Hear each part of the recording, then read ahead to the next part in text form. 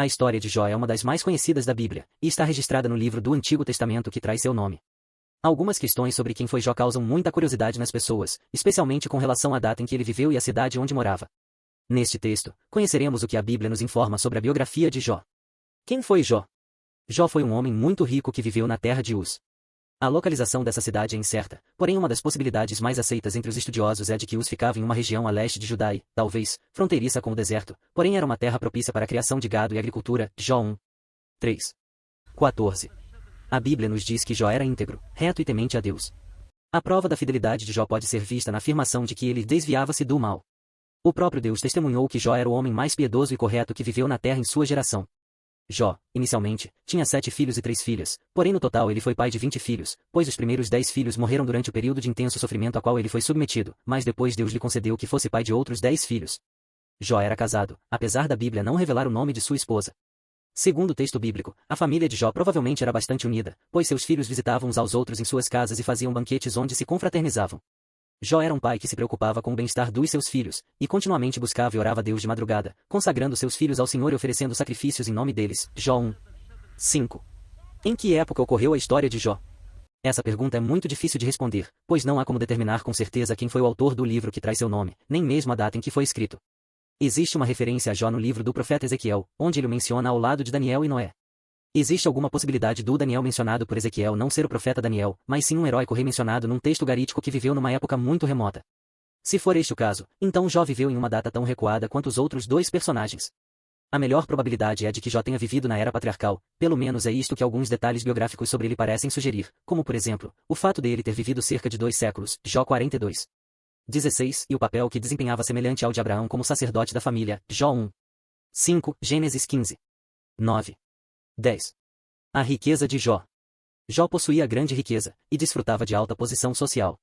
Algumas lendas antigas sugerem que Jó tenha sido um rei, porém não existe qualquer fundamentação para tal sugestão e devemos rejeitá-la. Além do mais, se Jó fosse um rei provavelmente o relato bíblico nos informaria, visto que o texto se preocupou em fornecer detalhes acerca da riqueza que Jó possuía. A Bíblia nos diz que Jó era proprietário de 7.000 ovelhas, 3.000 camelos, 500 juntas de bois e 500 jumentas. Uma quantidade tão grande de gado na época em Jó viveu, certamente representava um imponente patrimônio. Para cuidar de tantas propriedades, Jó contava com um número muito grande de servos a seu serviço, de modo que, somando tudo, Jó era o homem mais rico do Oriente. Jó 1. 3. O sofrimento e a paciência de Jó. Segundo o texto bíblico, num certo dia houve uma reunião nas regiões celestiais, e os filhos de Deus foram se apresentar perante o Senhor. A melhor interpretação sobre a expressão filhos de Deus nesse texto é a de que se trata dos anjos. No entanto, no meio deles também estava Satanás, que havia vindo de rodear a terra e passear por ela. Jó 1. 7. Então Deus perguntou se Satanás havia observado Jó. Perceba que foi Deus quem iniciou a conversa sobre Jó, ou seja, não foi Satanás que escolheu Jó para o teste de sofrimento a qual foi submetido, mas o próprio Deus. Diante do testemunho dado por Deus da fidelidade de Jó, Satanás sugere que toda sua integridade se devia ao fato de Jó ser abençoado por Deus e possuir tantos bens quanto desejava. Em outras palavras, Satanás estava acusando Jó de ser uma pessoa interesseira, de modo que sua fidelidade estava condicionada aos bens que Deus havia lhe concedido possuir, e que se caso tudo aquilo lhe fosse tirado, certamente Jó blasfemaria contra Deus. Então o Senhor permitiu que Satanás submetesse Jó a um teste, podendo tocar em tudo o que possuía, exceto em sua vida. Jó 1. 12. Com a permissão de Deus, Jó perdeu todos os seus gados, e seus servos foram mortos a fio de espada. Jó 1. 13 ao 17. Como se não bastasse tudo isso, seus filhos que estavam todos reunidos na casa de seu primogênito morreram, quando um grande vento soprou sobre a casa em que estavam e a casa caiu sobre eles. Diante de tanto sofrimento, Jó rasgou suas vestes, rapou sua cabeça, lançou-se sobre a terra e adorou. É nessa hora que ele diz as conhecidas palavras: "Nu saí do ventre de minha mãe e nu voltarei, o Senhor o deu e o Senhor o tomou, bendito seja o nome do Senhor." Jó 1. 21. A doença de Jó. Mais uma vez os filhos de Deus se apresentaram perante Deus, e no meio deles estava Satanás.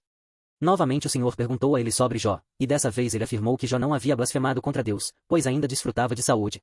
Então, Deus permitiu que Satanás tocasse na saúde de Jó, de forma que só não poderia matá-lo. Jó 2. 1 ao 6.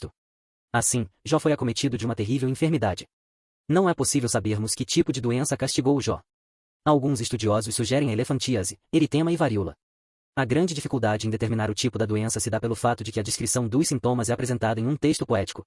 Seja como for, o que sabemos é que Jó foi ferido com feridas malignas desde a planta do pé ao alto da cabeça. Jó 2. 7. Apesar de essa descrição poder representar apenas um estágio da doença. A Bíblia também nos diz que Jó usava cacos para poder se raspar. Receber estudos da Bíblia. O comportamento da mulher de Jó. Ao ver o marido imerso em tanto sofrimento, a mulher de Jó o aconselhou a apressar o fim inevitável e a amaldiçoar a Deus. Obviamente ela não sabia que a vida de Jó estava preservada por Deus, e fatalmente compartilhava da opinião comum de que tudo aquilo era um castigo divino. A resposta de Jó para sua mulher foi que a de que ela estava falando como qualquer doida.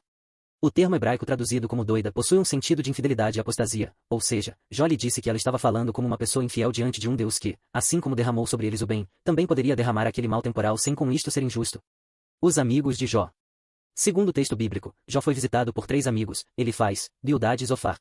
Estes amigos também eram sábios e ricos, e pertenciam a uma posição social semelhante à de Jó. Os 3 homens foram ter com Jó para consolá-lo. A situação de Jó era tão complicada que no primeiro momento seus amigos não o reconheceram de longe. Então eles se compadeceram e choraram, rasgaram cada um o seu manto, e lançaram pó sobre a cabeça. Eles ficaram com Jó durante 7 dias e 7 noites sem dizer uma única palavra, tamanho era o sofrimento.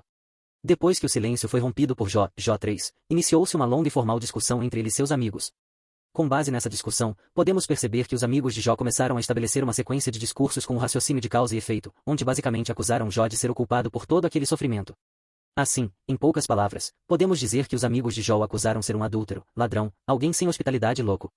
Por fim, eles o exortaram a se arrepender. Nos discursos dos amigos de Jó podemos perceber toda a insensatez da sabedoria humana, Jó 4:31. Após as acusações dos amigos de Jó e de sua tentativa de justificar-se, um jovem chamado Eliú, nome comum aos hebreus, chamou a atenção para o papel disciplinador do sofrimento, Jó 32-37, de modo que o homem não é capaz de compreender tudo o que Deus faz. Deus responde a Jó. Depois da grande discussão de Jó com seus amigos, o Senhor, do meio de um redemoinho, falou com Jó. Deus não respondeu às indagações feitas por Jó enquanto debatia com seus amigos, ao contrário, Deus lhe fez 70 perguntas retóricas, onde toda sua sabedoria e soberania fizeram com que Jó percebesse sua ignorância. Jó então entendeu que lhe bastava apenas confiar em Deus, pois ele tudo pode, e nenhum de seus planos pode ser frustrado. Jó 42:2.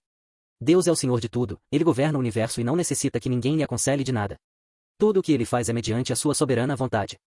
Deus também repreendeu os 3 amigos de Jó, dizendo que eles agiram com loucura, e o que tinham falado durante a discussão com Jó não havia sido reto. Então o Senhor ordenou que eles fossem ter com Jó e oferecesse holocausto, e que pela oração de Jó eles não seriam castigados pela loucura que demonstraram. Jó 42:7-9. Deus restaura Jó. A Bíblia diz que quando Jó orava por seus amigos, o Senhor mudou a sua sorte, e lhe deu o dobro de tudo que antes havia possuído. Assim, Jó veio a ter 14.000 ovelhas, 6.000 camelôs, 1.000 juntas de bois e 1.000 jumentas. Jó também teve outros 10 filhos, sendo 7 homens e 3 mulheres. As filhas de Jó se chamavam Gemima, Quésia e Queren-Apuque, e foram as mais formosas mulheres em todo o Oriente. Depois de tudo o que ocorreu, Jó viveu 140 anos, e viu até sua 4ª geração, Jó 42:16. Muito abençoado por Deus, Jó morreu com uma idade muito avançada.